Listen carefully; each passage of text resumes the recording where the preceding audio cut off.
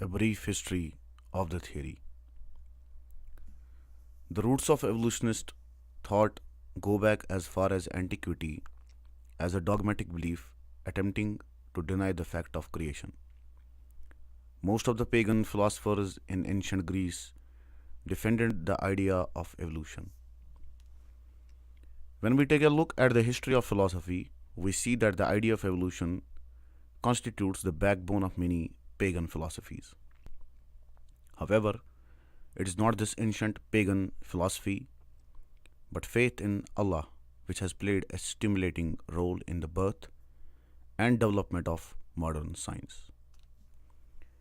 Most of the people who pioneered modern science believed in the existence of Allah, and while studying science, they sought to discover the universe Allah has created and to perceive His laws and the details in His creation.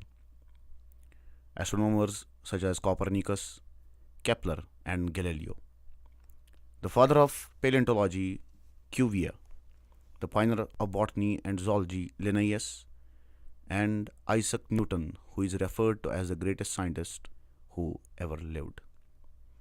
All studied science believing not only the existence of Allah, but also that the whole universe came into being as a result of His creation. Albert Einstein, considered to be the greatest genius of our age, was another devout scientist who believed in Allah and stated thus, "I cannot conceive of a genuine scientist without that profound faith." The situation may be expressed by an image. Science without religion is lame. One of the founders of modern physics, German physician Max Planck, said, "Anyone who has been seriously engaged in scientific work of any kind realizes that over the entrance to the gates of the temple of science are written the words, 'You must have faith.' It's a quality which the scientists cannot dispense with." The theory of evolution is the outcome of the materialist philosophy that surfaced with the reawakening of ancient materialistic philosophies and become widespread in the 19th century.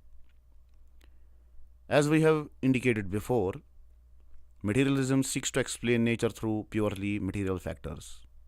Since it denies creation right from the start, it asserts that everything, whether animate or inanimate, has appeared without an act of creation, but rather as a result of a coincidence that then acquired a condition of order.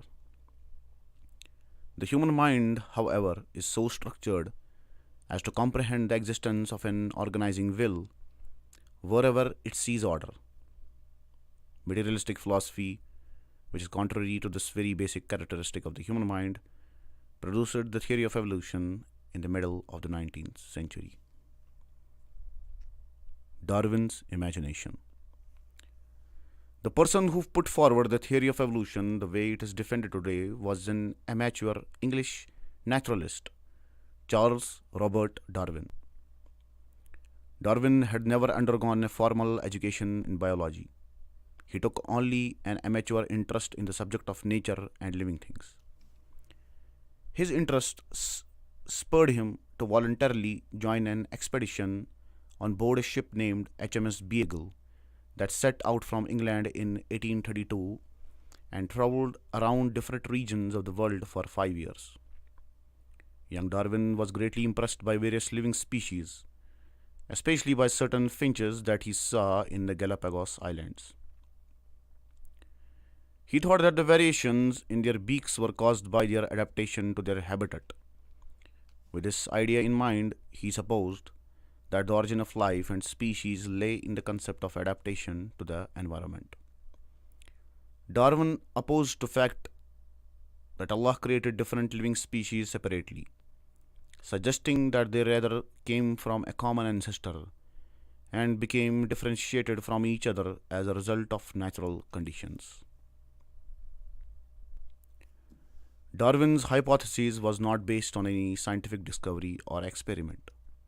In time, however, he turned it into a pretentious theory with the support and encouragement he received from the widely known materialist biologists of his time.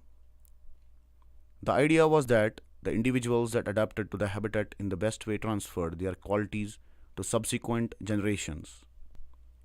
These advantageous qualities accumulated in time and transformed the individual into a species totally different from its ancestors. The origin of these advantageous qualities was unknown at the time. According to Darwin, man was the most developed outcome of this imaginary mechanism. Darwin called this process evolution by natural selection. He thought that he had found the origin of species. The origin of one species was another species. He published these views in his book titled The Origin of Species by Means of Natural Selection in 1859. Darwin was well aware that his theory faced lots of problems. He confessed these in his book in the chapter Difficulties on Theory. These difficulties primarily consisted of the fossil record, complex organs of living things that could not possibly be explained by coincidence, for example, the eye, and the instincts of living beings. Darwin hoped that these difficulties would be overcome by new discoveries, yet this did not stop him from coming up with a number of very inadequate explanations for some. The American physicist Lipson made the following comment on the difficulties of Darwin. On reading The Origin of Species, I found that Darwin was much less sure himself that he is often represented to be. The chapter entitled Difficulties of the Theory, for example, shows considerable self-doubt. As a physicist, I was particularly intrigued by his comments on how the eye would have arisen. While developing his theory, Darwin was impressed by many evolutionist biologists preceding him, and primarily by the French biologist Lamarck. According to Lamarck, living creatures passed the traits they acquired during their lifetime from one generation to the next and thus evolved. For instance, giraffes evolved from antelope-like animals by extending their necks further and further from generation to generation as they tried to reach higher and higher branches for food. Darwin thus employed the thesis of passing the acquired traits proposed by Lamarck as the factor that made living things evolve. But both Darwin and Lamarck were mistaken, because in their day, life could only be studied with very primitive technology and at a very inadequate level. Scientific fields such as genetics and biochemistry did not exist even in name. Their theories, therefore, had to depend entirely on their powers of imagination. While the echoes of Darwin's book reverberated, an Austrian botanist by the name of Gregor Mendel discovered the laws of inheritance in 1865. Not much heard of until the end of the century, Mendel's discovery gained great importance in the early 1900s. This was the birth of the science of genetics. Darwin's racism. One of the most important yet least known aspects of Darwin is his racism. Darwin regarded white Europeans as more advanced than other human races. While Darwin presumed that man evolved from ape-like creatures, he surmised that some races developed more than others, and that the latter still bore simian features. In his book, The Descent of Man, which he published after The Origin of Species, he boldly commented on the greater differences between men of distinct races. In his book, Darwin held blacks and Australian Aborigines to be equal to gorillas and then inferred that these would be done away with by the civilized races in time. He said, "At some future period, not very distant as measured by centuries, the civilized race of man will almost certainly exterminate and replace the savage races throughout the world. At the same time, the anthropomorphic apes will no doubt be exterminated. The break between man and his nearest allies will then be wider, for it will intervene in a more civilized state, as we may hope, even than the Caucasian and some ape as low as baboon, instead of as now between the Negro or Australian and the gorilla." Darwin's nonsensical ideas were not only theorized, but also brought into a position where they provided the most important scientific ground for racism. Supposing that living beings evolved in the struggle for life, Darwinism was even adapted to the social sciences and turned it into a conception that came to be called social Darwinism.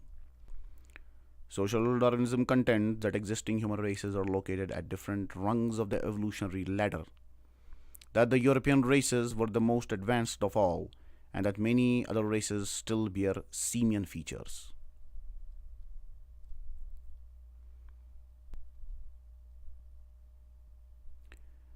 Mendel's discovery gained great importance in the early 1900s. This was the birth of the science of genetics. Somewhat later, the structure of the genes and the chromosomes was discovered. The discovery in the 1950s of the structure of the DNA molecule that incorporates genetic information threw the theory of evolution into a great crisis. The reason was the incredible complexity of life and the invalidity of the evolutionary mechanisms proposed by Darwin. These developments ought to have resulted in Darwin's theory being banished to the dustbin of history. However, it was not, because certain circles insisted on revising, renewing, and elevating the theory to a scientific platform. These efforts gain meaning only if we realize that behind the theory lay ideological intentions rather than scientific concerns. The desperate effects of neo-Darwinism.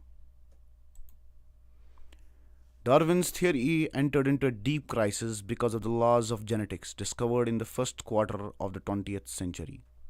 Nevertheless, a group of scientists who were determined to remain loyal to Darwin endeavored to come up with solutions. They came together in a meeting organized by the Geological Society of America in 1941. Geneticists such as G. Ledyard Stebbins and Theodosius Dobzhansky, zoologists such as Ernest Mayr and Julian Huxley, paleontologists such as George Gaylord Simpson and Glenn L. Jepson, and mathematical geneticists such as Ronald Fisher and Civil Wright, after long discussions, finally agreed on ways to patch up Darwinism. The scatter focused on the question of the origin of the advantageous variations that supposedly caused living organisms to evolve, an issue that Darwin himself was unable to explain but simply tried to sidestep by depending on Lamarck. The idea was now random mutations. They named this new theory the modern synthetic evolution theory, which was formulated by adding the concept of mutation to Darwin's natural selection thesis. In a short time, this theory came to be known as neo-Darwinism, and those who put forward the theory were called neo-Darwinists. The following decades were to become an era of desperate attempts to prove neo-Darwinism. It was already known that mutations or accidents that took place in the genes of living organisms were always harmful. Neo-Darwinists tried to establish a case for advantageous mutation by carrying out thousands of mutation experiments. All their attempts ended in complete failure. They also tried to prove that the first living organisms could have originated by chance under primitive terrestrial conditions that the theory posited. But the same failure attended these experiments too. Every experiment that sought to prove that life could be generated by chance failed. Probability calculations prove that not even a single protein, the building blocks of life, could have originated by chance. And a cell which supposedly emerged by chance under primitive and uncontrolled terrestrial conditions, according to the evolutionists, could not be synthesized by even the most sophisticated laboratories of the 20th century. Neo-Darwinist theory is also defeated by the fossil record. No transitional forms, which were supposed to show the gradual evolution of living organisms from primitive to advanced species, as the neo-Darwinist theory claimed, have ever been found anywhere in the world. At the same time, comparative anatomy revealed that species that were supposed to have evolved from one another had in fact very different anatomical features, and that they could never have been ancestors or descendants of each other.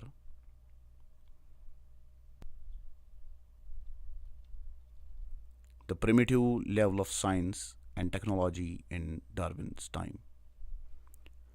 When Darwin put forward his assumptions, the disciplines of genetics, microbiology, and biochemistry did not yet exist. If they had been discovered before Darwin put forward his theory, Darwin might easily have recognized that his theory was totally unscientific and might not have attempted to advance such meaningless claims. The information determining the species already exists in the genes, and it is impossible for natural selection to produce new species through alterations in the genes. Similarly, the world of science in those days had a very shallow and crude understanding of the structure and functions of the cell. If Darwin had the chance to view the cell with an electron microscope, he would have witnessed the great complexity and extraordinary structure in the organelles of the cell. He would have beheld with his own eyes that it would not be possible for such an intricate and complex system to occur through minor variations. If he had known about biomathematics, then he would have realized that not even a single protein molecule, let alone a whole cell, could not have come into existence by chance. Detailed studies of the cell were only possible after the discovery of the electron microscope.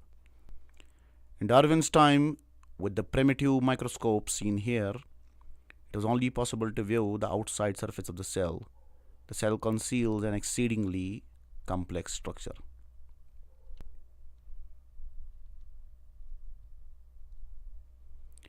Neo-Darwinism was never a scientific theory anyway, but was an ideological dogma, if not to say some sort of false religion.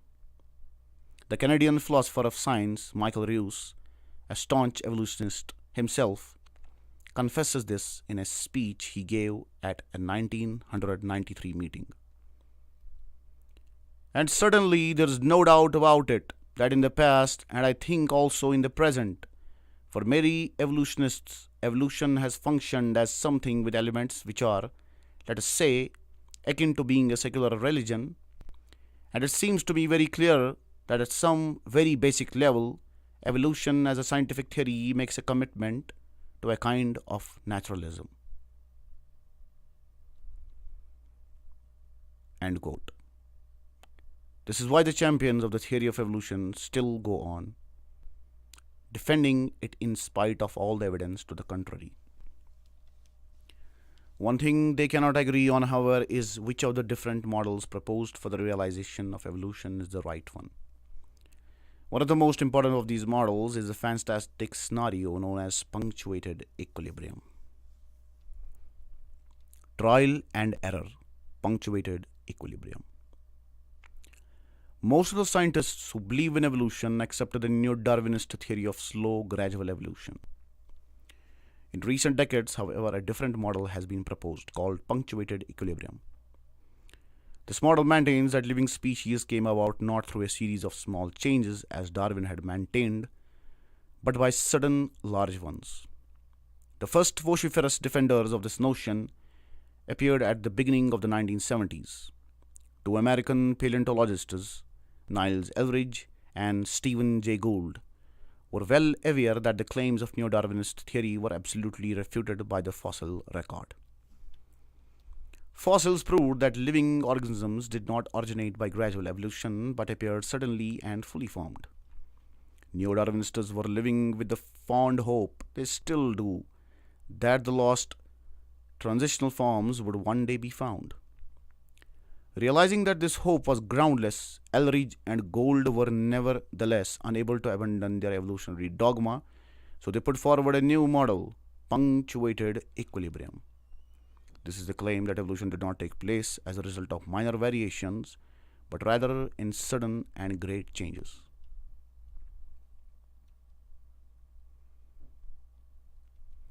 This model was nothing but a model for fantasies. For instance, European paleontologist O.H. Schindewolf, who led the way for Eldridge and Gould, claimed that the first bird came out of a reptile egg as a gross mutation. That is, as a result of a huge accident that took place in the genetic structure.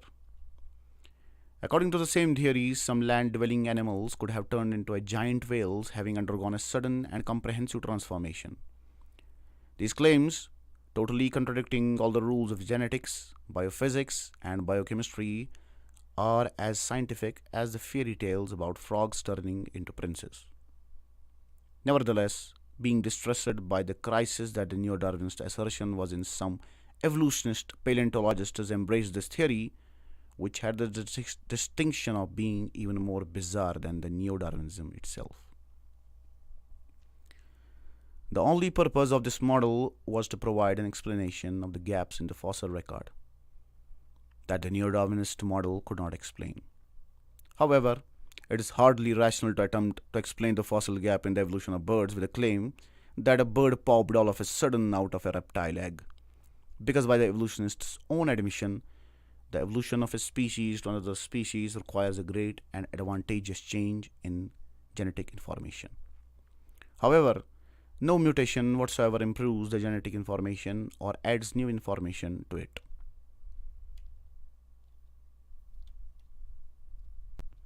Mutations only derange genetic information.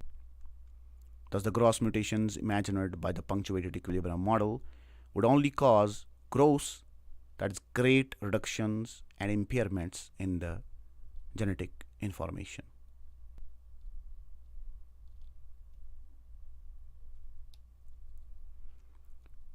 Moreover, the model of punctuated equilibrium collapses from the very first step by its inability to address the question of the origin of life, which is also the question that refutes the neo-Darwinist model from the outset.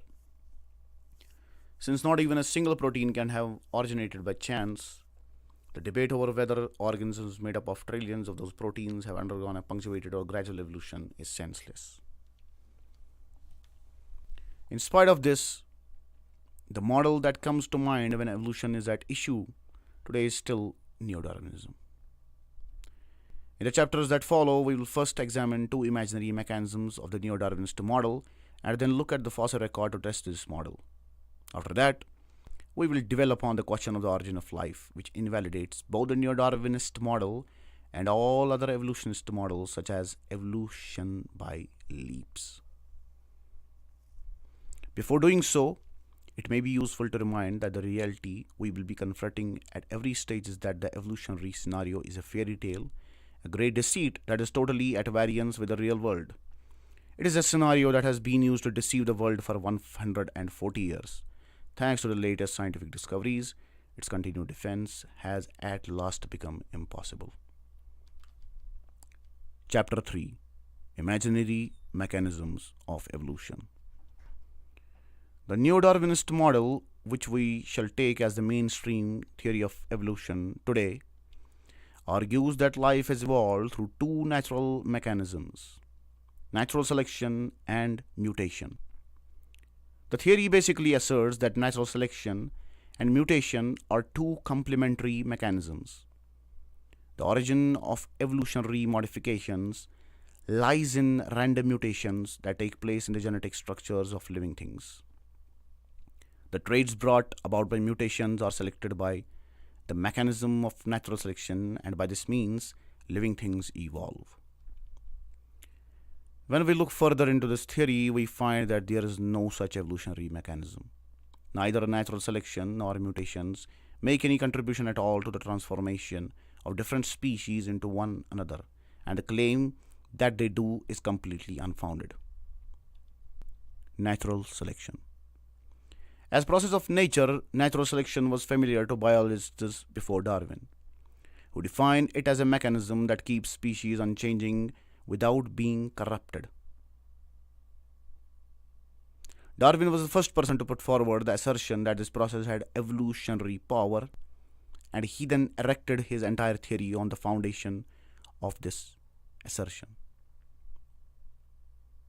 The name he gave to the book indicates that natural selection was the basis of Darwin's theory, the origin of species by means of natural selection. However, since Darwin's time, there has not been a single shred of evidence put forward to show that natural selection causes living things to evolve. Colin Patterson, the senior paleontologist of the British Museum of Natural History in London and a widely known evolutionist, stresses that natural selection has never been observed to have the ability to cause things to evolve. And quote, "No one has ever got near it, and most of the current argument in neo-Darwinism is about this question."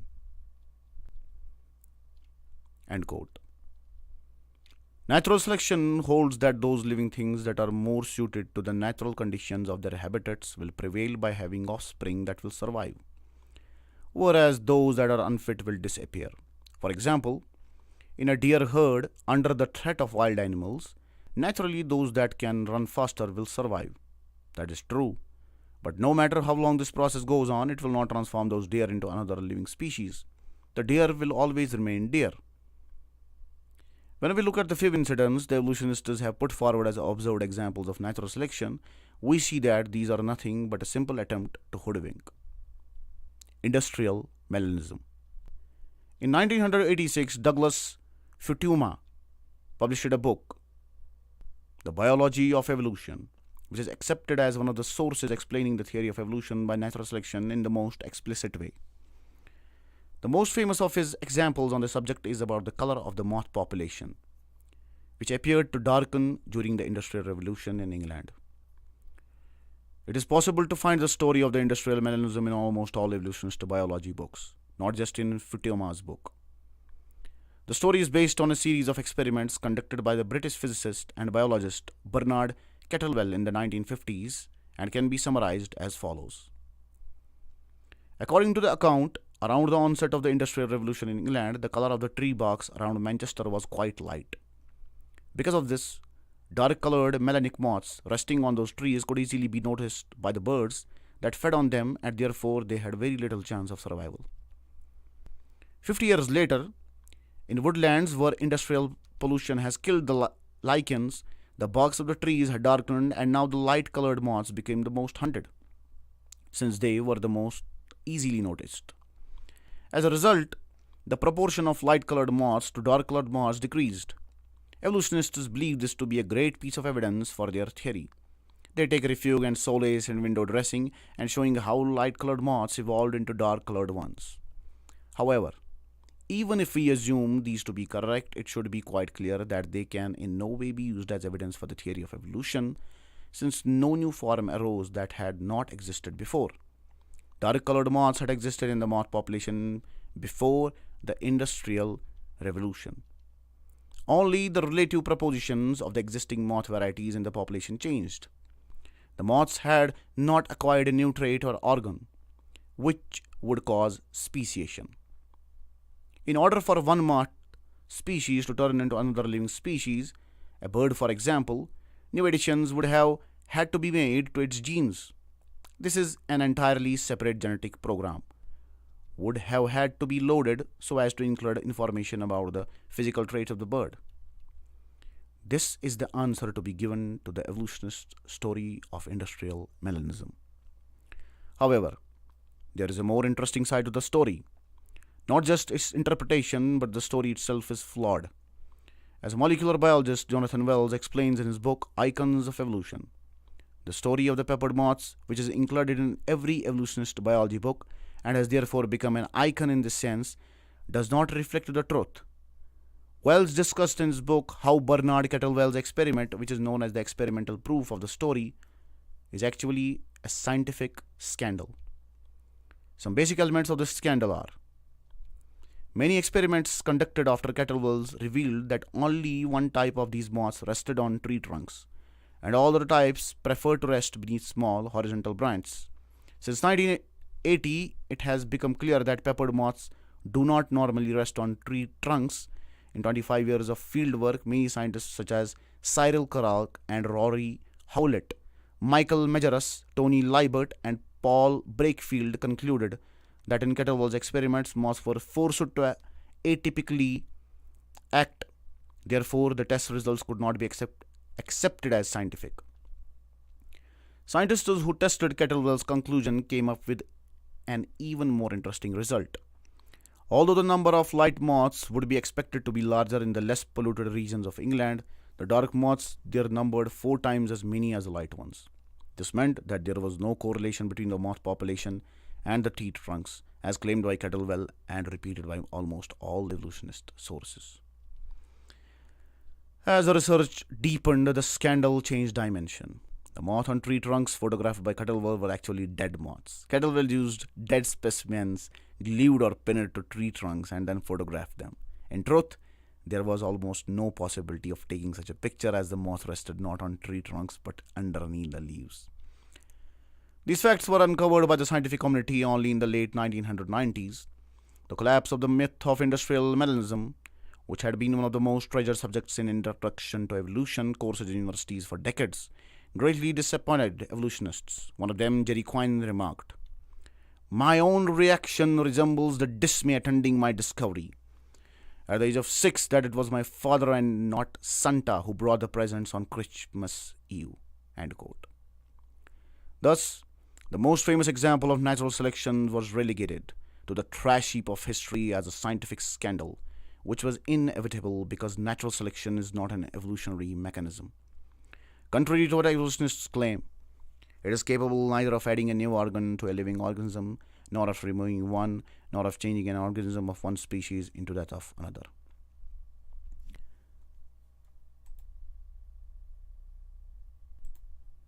Why natural selection cannot explain complexity? There is nothing that natural selection contributes to the theory of evolution, because this mechanism can never increase or improve the genetic information of a species. Neither can it transform one species into another.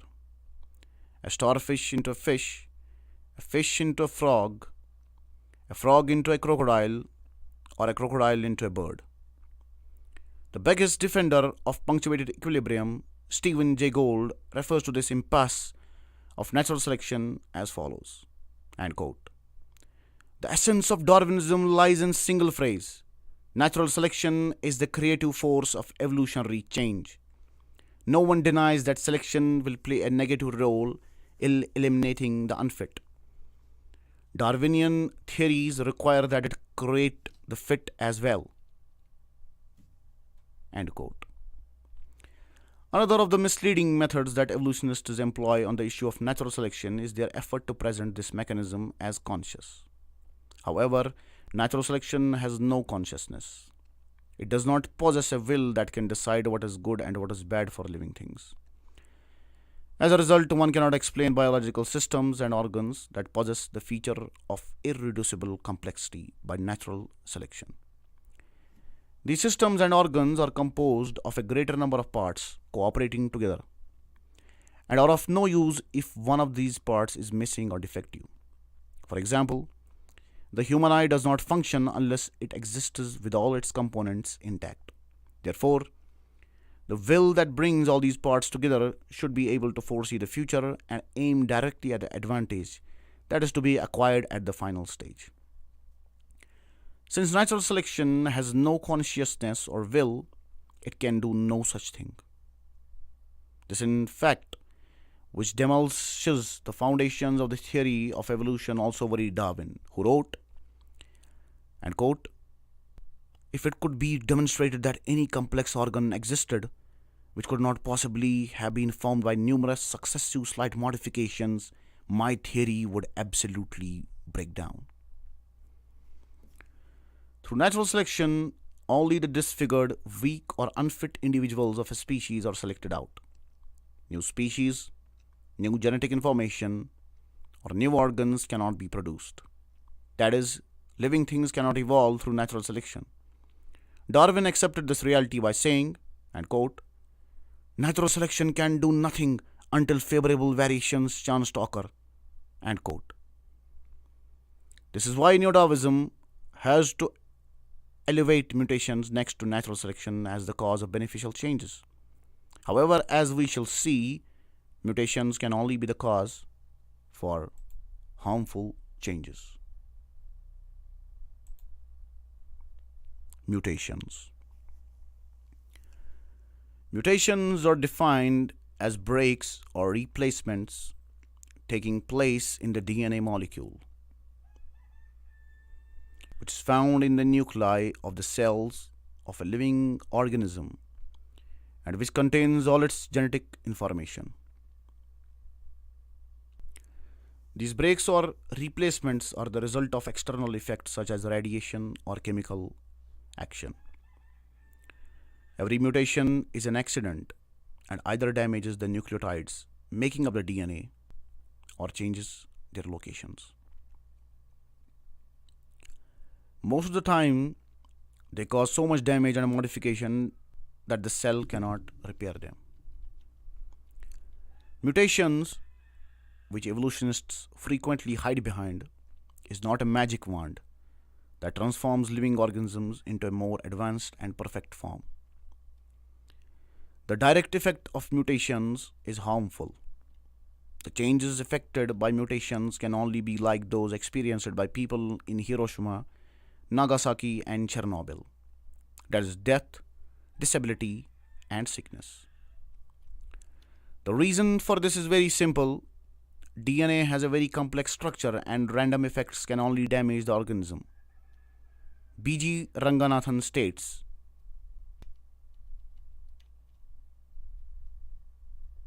and quote, "First, genuine mutations are very near rare in nature. Secondly, most mutations are harmful since they are random. Rather than orderly changes in the structure of genes, any random change in a highly ordered system will be for the worse, not for the better. For example, if an earthquake were to shake a highly ordered structure such as a building, there would be a random change in the framework of the building, which in all probability would not be an improvement."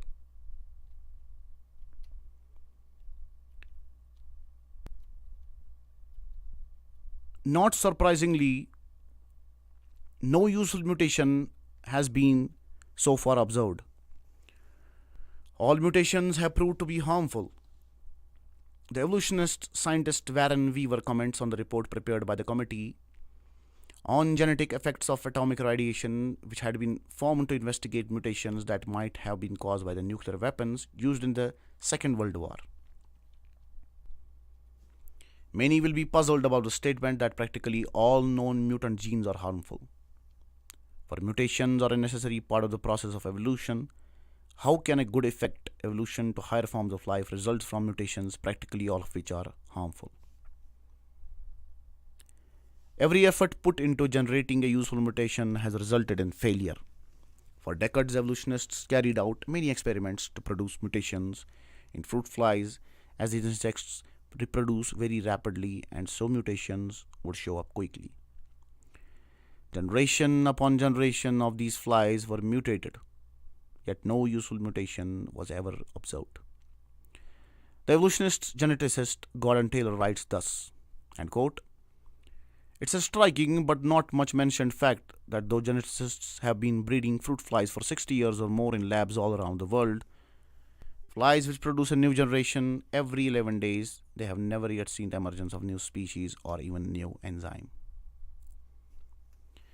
Another researcher, Michael Pittman, comments on the failure of the experiments carried out on fruit flies, and quote, "Morgan, Goldschmidt, and Muller and other geneticists have subjected generations of fruit flies to extreme conditions of heat, cold, light, dark, and treatment by chemicals and radiation. All sorts of mutations, practically all trivial or positively deleterious, have been produced. Man-made evolution? Not really. Few of the geneticist monsters could have survived outside the bottles they were bred in. In practice, mutants die, are sterile, or tend to revert to the wild type. The same holds true for man. All mutations that have been observed in human beings have had deleterious results. On this issue, evolutionists throw up a smokescreen and try to enlist examples of even such deleterious mutations as evidence for evolution. All mutations that take place in humans result in physical deformities, in infirmities such as Mongolism, Down syndrome, albinism, dwarfism, or cancer. These mutations are presented in evolutionist textbooks as examples of the evolutionary mechanism at work. Needless to say, a process that leaves people disabled or sick cannot be an evolutionary mechanism. Evolution is supposed to produce forms that are better fitted to survive.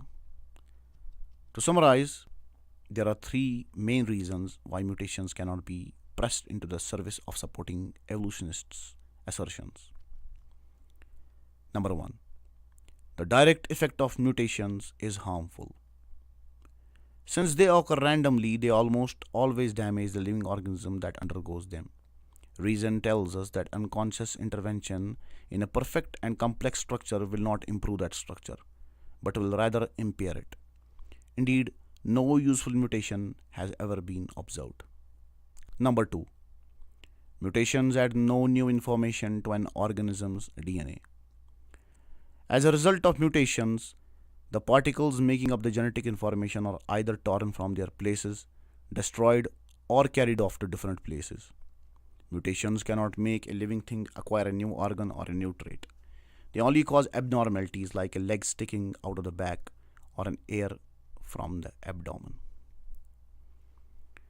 Number three, in order for a mutation to be transferred to the subsequent generation, it has to have taken place in the reproductive cells of the organism. A random change that occurs in a cell or organ of the body cannot be transferred to the next generation. For example, a human eye altered by the effects of radiation or by other cause will not be passed on to subsequent generations. It is impossible for living beings to have evolved because there exists no mechanism in nature that can cause evolution.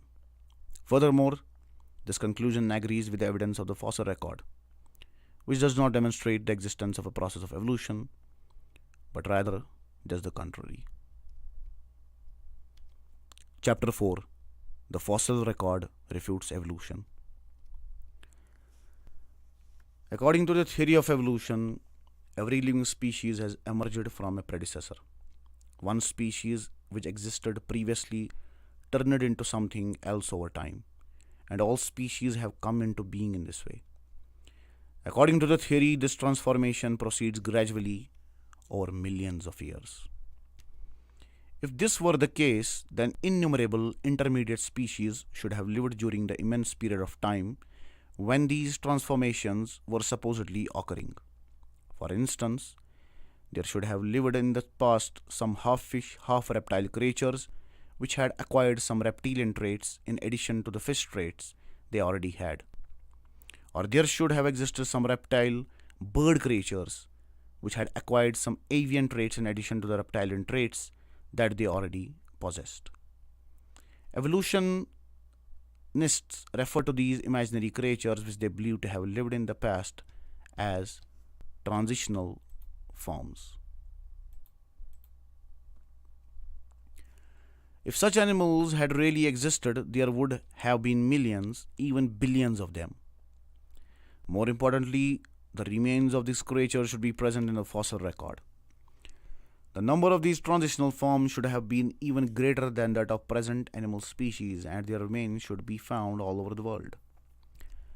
In The Origin of Species, Darwin accepted this fact and explained, "If my theory be true, numberless intermediate varieties linking most closely all of the species of the same group together must assuredly have existed. Consequently, evidence of their former existence could be found only amongst fossil remains."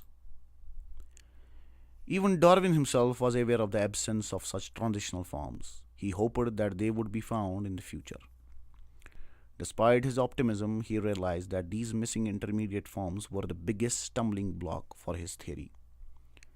That is why he wrote the following in a chapter of The Origin of Species entitled "Difficulties on Theory." End quote. Why, if species have descended from other species by insensibly fine gradations, we do not everywhere see innumerable transitional forms?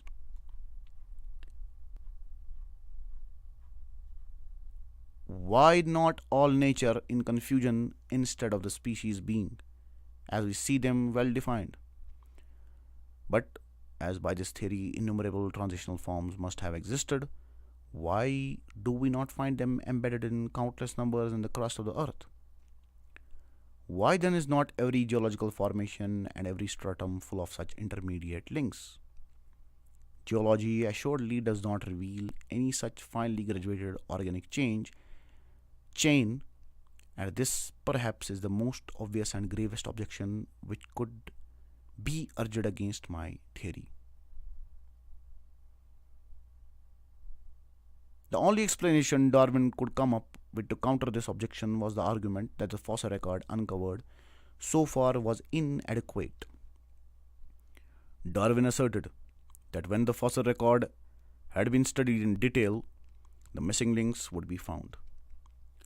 Believing in Darwin's prophecy, evolutionist paleontologists have been digging up fossils and searching for missing links all over the world since the middle of the 19th century. Despite their best efforts, no transitional forms have yet been uncovered. All the fossils unearthed in excavations have shown that, contrary to the beliefs of evolutionists, life appeared on Earth all of a sudden and fully formed. Trying to prove their theory, evolutionists have instead unwittingly caused it to collapse. A famous British paleontologist, Derek V. Yeager, admits this fact even though he is an evolutionist. And quote, "The point emerges that if we examine the fossil record in detail, whether at the level of orders or of species, we find over and over again not gradual evolution, but the sudden explosion of one group at the expense of another." Another evolutionist paleontologist, Mark Zarnecki, comments as follows: "A major problem in proving the theory has been the fossil record, the imprints of vanished species preserved in the Earth's geological formations. This record has never revealed traces of Darwin's hypothetical intermediate variants. Instead, species appear and disappear abruptly, and this anomaly has fueled the creationist argument that each species was created by God. These gaps in the fossil record cannot be explained by saying that sufficient fossils have not been yet found, but that they one day will be." Another American scholar, Robert Wesson, states in his 1991 book, Beyond Natural Selection, that gaps in the fossil record are real and meaningful. He elaborates this claim in this way: "The gaps in the record are real, however. The absence of a record of any important branching is quite phenomenal. Species are usually static or nearly so far, living so. For long periods, species seldom and genera never show evolution into new species, or genre but replacement of one by another, and change is more or less abrupt. Life emerged on Earth suddenly and in complex forms. When terrestrial strata and the fossil record are examined, it is to be seen that all living organisms appeared simultaneously. The oldest stratum of the Earth in which fossils of living creatures have been found is that of the Cambrian, which has an estimated age of 500 to 550 million years. The living creatures found in the strata belonging to the Cambrian period emerged all of a sudden in the fossil record. There are no pre-existing ancestors. The fossils found in Cambrian rocks belong to snails, trilobites, sponges, earthworms, jellyfish, sea hedgehogs, and other complex invertebrates. The wide mosaic of living organisms made up of such a great number of complex creatures emerged so suddenly that this miraculous event is referred to as the Cambrian explosion in geologic literature. Most of the creatures in this layer have complex systems and advanced structures such as eyes, gills, and circulatory systems, exactly the same as those in present-day specimens. For instance, the double-lensed, combed eye structure of trilobites is a wonder of creation. David Ropp, a professor of geology in Harvard, Rochester, and Chicago universities, says, end quote, "The trilobites 450 million years ago used an optimal design which would require a well-trained and imaginative optical engineer to develop today." End quote. These complex invertebrates emerged suddenly and completely without having any link or any transitional form between them and the unicellular organisms, which were the only life forms on Earth prior to them. Richard Monastersky, a scientific journalist at Science News, one of the popular publications of evolutionist literature, states the following about the Cambrian explosion, which is a death trap for evolutionary theory. And quote, a half billion years ago, the remarkably complex forms of animals we see today suddenly appeared. This moment, right at the start of Earth's Cambrian period, some 550 million years ago, marks the evolutionary explosion that filled the seas with the Earth's first complex creatures. The large animal phyla of today were present already in the earlier Cambrian, and they were as distinct from each other as they are today. Deeper investigation into the Cambrian explosion shows what a great dilemma it creates for the theory of evolution. Recent findings indicate that almost all phyla, the most basic animal divisions, emerged abruptly in the Cambrian period. An article published in Science magazine in 2001 says,